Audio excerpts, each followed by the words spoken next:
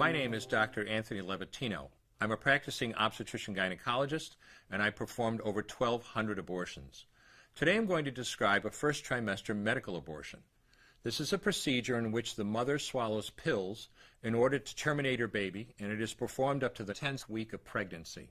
The procedure involves 2 steps. Step 1. At the abortion clinic or doctor's office, the woman takes pills which contain mifepristone, also called RU46. RU46 blocks the action of a hormone called progesterone. Progesterone is naturally produced in the mother's body to stabilize the lining of the uterus.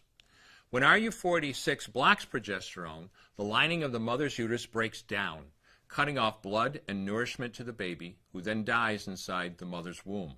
It is important to note that even after it has been taken, it is possible to reverse the effects of RU46 and save the baby if progesterone is administered.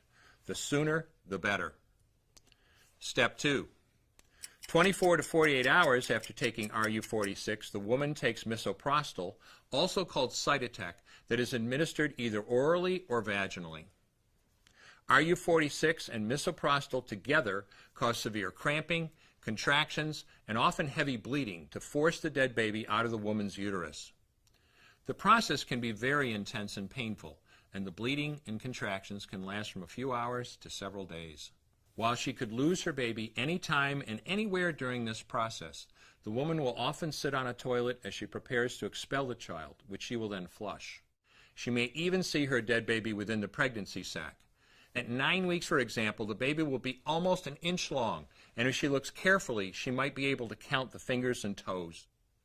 After she has disposed of her baby, the woman may have bleeding and spotting for several weeks. Bleeding lasts, on average, 9 to 16 days. 8% of women bleed more than 30 days, and 1% require hospitalization because of heavy bleeding. The failure rate increases as the pregnancy progresses. If failure occurs, she will usually be offered a surgical abortion.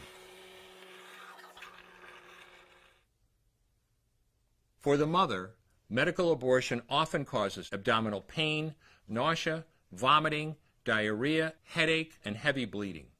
Maternal deaths have occurred, most frequently due to infection and undiagnosed ectopic pregnancy.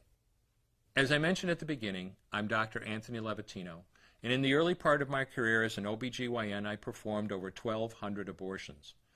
One day, after completing one of those abortions, I looked at the remains of a preborn child whose life I had ended, and all I could see was someone's son or daughter. I came to realize that killing a baby at any stage of pregnancy for any reason is wrong. I want you to know today, no matter where you're at or what you've done, you can change. Make a decision today to protect the preborn. Thank you for your time. I will no longer do any more abortions.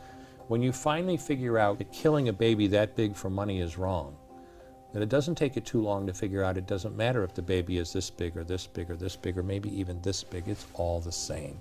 And I haven't done any since then, and I never will.